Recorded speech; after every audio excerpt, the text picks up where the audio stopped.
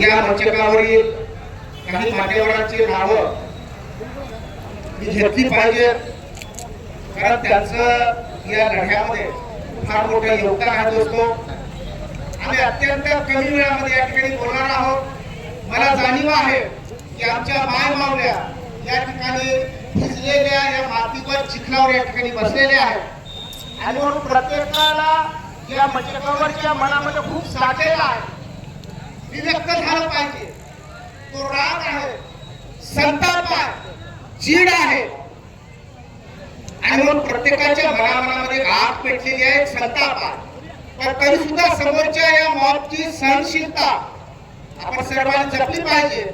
म्हणून अवघ्या 2-3 मिनिटांमध्ये आपण प्रत्येकाने आपली भूमिका मांडली पाहिजे. दोस्तो, या मंचकावर असणारे आमदार ससाणे साहेब यांच्या नावाचा मी या ठिकाणी असं यासाठी उल्लेख करतोय, ते कोणत्या पक्षाचे आहेत याच्याशी मला देणं घेणं नाही.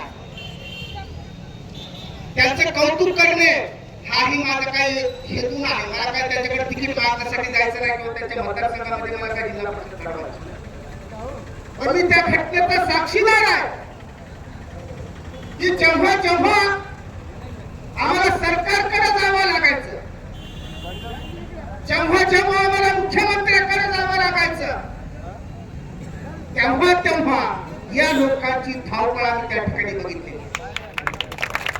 आम्ही बघितलं की आरक्षण वर्गीकरणाच्या संदर्भामध्ये जे काही न्यायालयीन समिती, न्यायालयीन आयोग आम्हाला नेमायचा होता, त्या आयोगाची फाईल या ठिकाणच्या वाघमारे नावाचा आमचा एक सेक्रेटरी होता आणि तो आमचा भाऊ होता. तर कॅबिनेटला मुख्यमंत्र्यांनी सांगायचं, शंभूराज देसाईंनी सांगायचं की ती फाईल घेऊन या आणि आमचा तो अधिकारी ती फाईल विसरून यायचा. कॅबिनेट मध्ये अनेक विषय यायचे, धनगर समाजाचा विषय यायचा, माळी समाजाचा विषय यायचा, मराठा समाजाचा विषय यायचा. आमदार साहेब आम्ही बाहेर थांबलेला असायचो, सह्याद्रीच्या बाहेर. आज कॅबिनेट चाललेलं असायचं आणि कॅबिनेटचे डिसिजन आम्ही मोबाईलवर बघायचो की सगळ्यांचा निर्णय झालेला आहे. या कॅबिनेट मध्ये आमचाही निर्णय होणार होता, निर्णय का झाला नाही त्याविषयी आमदार मंडळी बाहेर यायची आणि सांगायचं की वाघमारेने यावेळेस सुद्धा फाईल विसरू नका. दुसऱ्या कॅबिनेटला सांगायचं की घेऊन ये म्हणून, त्यावेळेस कुणीतरी रजेवर गेलेला आहे, त्याच्या कपाटामध्ये फाईल बदला. हे जे सांगतायत ना ते आम्ही तुम्हाला कधी अडवलं, आम्ही कधी विरोध केला? जवळपास 2 महिने कॅबिनेटच्या समोर दिनेश वाघमारे नावाच्या अधिकाऱ्याने फाईल न्यायमूर्ती पदर समितीच्या संदर्भात जो निर्णय घ्यायचा होता ती येऊ गेली. यांचं इथून तिथून अडवणं सुरू आहे. तुम्हाला एक उदाहरण सांगतो. हे म्हणतात ना की तुम्हाला शिक्षणाला कुणी अडवलंय म्हणून. मी एक उदाहरण सांगतो. आता हरियाणामध्ये 7,695 जागांची जाहिरात निघाली. किती जागा? 7,695. हरियाणा रिक्रुटमेंटची जाहिरात माझ्याकडे आता आहे, मी तुम्हाला दाखवू शकतो. त्यापैकी 2 जे गट पडलेत ना, आपण अबकड म्हणालो, हरियाणामध्ये 2 गट पडलेत. एक गट पडलाय चाटे, चर्मकार, रविदासीय आणि रामदासीय यांचा एक गट पडलाय, त्यांना 10% आरक्षण दिले. आणि दुसरा एक गट पडलेला आहे, त्याच्यामध्ये धनक आहे, त्याच्यामध्ये मेहतर आहे, वाल्मिकी आहे आणि मझहबी सिख आहे, यांचा एक गट पडलेला आहे. या 7,695 जागाची वाटणी हरियाणामध्ये झालेली आहे. जो त्या ठिकाणचा चर्मकार समाज असणारा सगळ्यात मोठा, जो त्या पंजाब आणि हरियाणामध्ये असणारा जो काही समाज आहे, त्यांच्या वाट्याला किती जागा आल्या? 604. त्यांच्या वाट्याला जागा किती आल्या? 604. शेड्यूल कास्ट टोटल जागा आल्या होत्या 1209. अत्यंत जबाबदारीने बोलतो मी, ज्या गावामध्ये हे भाषण करत आहे त्यांची माननीची आम्ही बोलतो, आम्ही लघुजीवर बोलू लागलेले, अन्नभाऊवर बोलू लागलेले, या ठिकाणच्या मांगावर बोलू लागले, कोतराजावर बोलू लागले, देवकरीवर बोलू लागले. हे ऐका, हे मांगाचे लोक ही संवैधानिक मांडणी करू लागलेले आहेत की 1209 जागा त्या ठिकाणी जे काही वाट्याला आलेल्या होत्या, तर आता या ठिकाणचा जो काही मजहबी ठणक आणि वाल्मिकी होता त्यांना 605 मिळाल्या आणि चर्मकार समूह जो काय त्या ठिकाणचा सगळ्यात मोठा जात समूह आहे त्यांच्या वाट्याला आलेले 604. किती? 604 सगळ्यात मोठ्या जातीच्या वाट्याला आलेला आहे आणि सगळ्यात लहान लहान जातीच्या वाट्याला किती? 605 जागा आलेल्या आहेत. टोटल जे काय आमच्यासाठी जे काय 1209 जागांचं जे वाटप झालेलं आहे दोस्तो हो, ही आहे वर्गीकरणाची किमया, ही आहे वर्गीकरणाचा चमत्कार. आणि म्हणून हे आम्हाला शिव्या देतात. ते ज्यावेळेस आम्हाला शिव्या देतात त्यांना तुम्ही the state of Punjab versus Dharmendra Singh सांगा. ते ज्यावेळेस अण्णाभाऊला शिव्या देतील त्यावेळेस तुम्ही बदर समितीचं स्वागत करा. ते ज्यावेळेस नेहरूजीला शिव्या देतील त्यावेळेस तुम्ही न्यायमूर्ती भूषण गवई साहेबांचं या ठिकाणी स्वागत करा. त्यांना काय शिव्या द्यायच्या तर देऊ द्या, कारण चेंडू आपल्या टप्प्यामध्ये आलेला आहे. हे सरकार आमच्या बाजूला आहे. या सरकारच्या मनामध्ये इच्छा आहे की गेल्या शेकडो वर्षापासून जो काय पिचलेला समाज आहे त्या समाजाच्या वाट्याला या ठिकाणी मिळालेलं पाहिजे. आणि दोस्तो, हे वर्गीकरण झाल्याच्या नंतर ज्या भंग्याला या ठिकाणच्या वाल्मिकीला मजेली शिकायला 6 जागा सुद्धा भेटत नव्हत्या, 1200 जागातून आज त्यांच्या वाट्याला 605 जागा आलेल्या आहेत. आणि म्हणून ही जादू आहे. आणि ही जादू असल्यामुळे शिव्या देऊ लागलेले. यांनी अण्णाभाऊला शिव्या दिल्या नसत्या, यांनी मांगाला शिव्या दिल्या नसत्या, यांनी कोतराला शिव्या दिल्या नसत्या. मग तुम्ही म्हणता हे शिव्या का देताय? हे शिव्या यासाठी देताय की सर्वोच्च न्यायालयाने हे नाकारून दिले. हे गेले होते 1 ऑगस्ट 2024 ला जे सर्वोच्च न्यायालयाचं जजमेंट आलं, हे सर्वोच्च न्यायालयात गेले होते. ते असं काय निर्णय घेऊ नका, आमच्यामध्ये फूट पडेल असं म्हणून सर्वोच्च न्यायालयात गेले होते.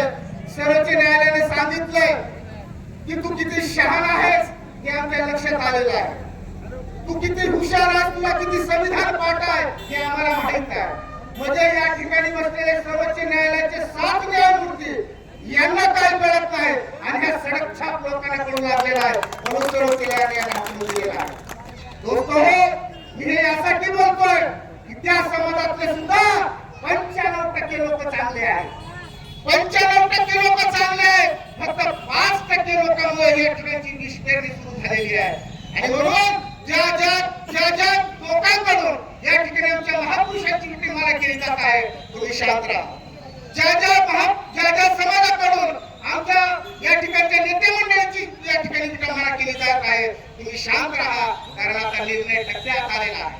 त्यांना वाटतं की भांडण व्हावं, म्हणजे ज्याच्या घरी लग्न आहे त्याला वाटतं की शांततेत अक्षिणा टाकावं, पाहुण्यारावळ्याने जेवण घरी निघून जावं आपल्या गावाकडे. आणि भांडण कुणाला खेळावं वाटतं की ज्याचं चांगलं होणार आहे, ज्याची लेक नांदायला जाणार आहे, ज्याला चांगला जावं भेटलेला आहे, हे ज्याच्या पोटात दुखतं त्याला वाटतं की लग्नामध्ये 4 लोकांना दारू पाठवून द्या आणि त्याच्या सत्यानाश करून टाका. भावांनो, ही जी काय आताची परिस्थिती निर्माण झालेली आहे तुम्ही डोक्यानं घ्या, तुम्ही शांतपणे घ्या. लवकरच निर्णय होणार आहे. त्या बाजूने आज सरकार आपल्या सोबत आहे. मी भारतीय जनता पार्टीचा कार्यकर्ता नाही, मी RSSचा कार्यकर्ता नाही, परंतु ज्याच्या हातामध्ये हा निर्णय आहे त्याला जर तुम्ही शिव्या देऊ लागला तर म्हणतात ना की भारतात मुक्ते.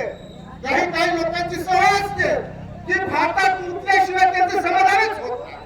आणि म्हणून आता जर निर्णय आपल्या बाजूला व्हावा असं वाटत असेल तर तुम्हाला शिव्या देऊन भागणार नाही, तुम्हाला या ठिकाणी दोष देऊन भागणार नाही. उलट तुम्हाला समर्थन करावं लागेल, उलट तुम्हाला त्याला त्या ठिकाणी धन्यवाद मानावे लागतील. अरे साधा सरपंच सुद्धा कधी येऊन आमच्या घरी येत नव्हता, कधी ग्रामसेवक आमच्या घरी येत नव्हता. देशाचा प्राईम मिनिस्टर हैदराबादला जाते सांगते खेळाचा भाऊ आहे आणि त्या भावाला छातीशी पकडून या ठिकाणी त्याला सांगते की मी आहे.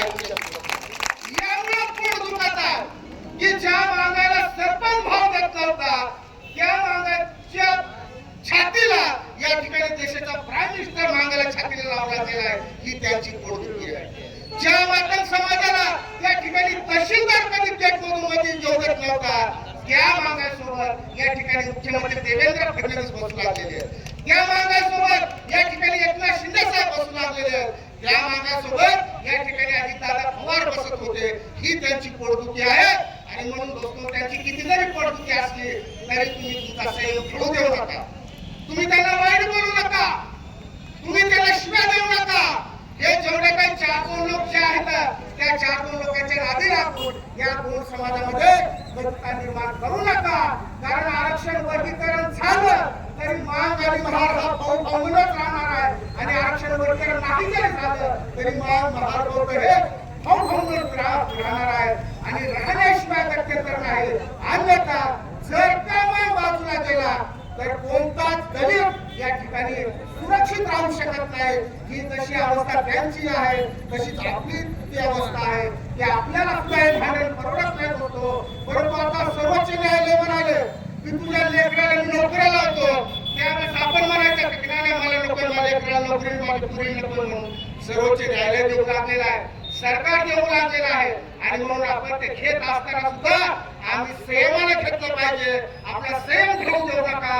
आरक्षण वर्गीकरणाची ही जी लढाई आहे त्यांच्या लक्षात येणार झाली. त्याला त्यांनी बघितलंच नाही. ज्यावेळेस 95-90 पासून या ठिकाणी डॉक्टर बाबासाहेब भोसले 8% आरक्षण 8% आरक्षण म्हणून या ठिकाणी मागणी करायची, यांना वाटलं येडे माग आहेत. त्या ठिकाणी विष्णुभाऊ करते मोर्चे काढायला लागलेले, त्यांना वाटलं हे येडे माग आहे. या ठिकाणी भरांडे सर मोर्चे काढू लागलेले, त्यांना वाटलं हे येडे माग आहे. म्हणजे मागाने इतकं येडे समजलं. आणि ह्यांनी एक पुस्तक वाचलं नाही, यांनी एक सुद्धा पुस्तक वाचलेलं नाही. मी जबाबदारीने म्हणतोय या महाराष्ट्रातल्या मोठ्या आंबेडकरांत असणाऱ्या विद्वानासोबत आमची चर्चा झालेली आहे. आणि आम्ही बघितलं की त्यांना वरवरची सुद्धा माहिती नाही. आणि मग तुम्ही मान्य केलं पाहिजे की आता तुमच्यापेक्षा मागायच्या पोरांनी मागायच्या विद्वानांनी मागायच्या विचारवंतांनी मागायच्या अभ्यासकांनी तुमच्यापेक्षा जास्त अभ्यास केलेला आहे हे तुम्ही मान्य करा. आणि आरक्षण वर्गीकरणाचं समर्थन करा. कारण आरक्षण वर्गीकरण हे दुसरं तिसरं काही नसून डॉक्टर बाबासाहेब आंबेडकरांच्या विचाराची स्वप्नाची परिपूर्ती आहे. आणि हेच सर्वोच्च न्यायालयाने सांगितलेलं आहे एखादा समाज 100% शिक्षित झाला म्हणून त्याला सगळा वाटा देता येत नाही. एखादा समाज त्याच्या घरातील त्याच्या समाजातील 25 माणसं जरी शिकलेले असतील त्या 25 लोकांना तुम्हाला संधी द्यावा लागणार आहे. हा सर्वोच्च न्यायालयाचा निर्णय आहे. आणि म्हणून हा निर्णय सर्वोच्च न्यायालयाचा जरी असला तरी बाबासाहेबांच्या विचाराची ही परिपूर्ती आहे हे तुम्ही समजून घ्या. आणि आरक्षण वर्गीकरणाचं समर्थन करून पडणारी थांबवा अशी विनंती करतो. असा आग्रहाचा हात जोडून तुम्हाला या ठिकाणी विनंती करतो आणि थांबतो. जय लहुजी, जय भीम.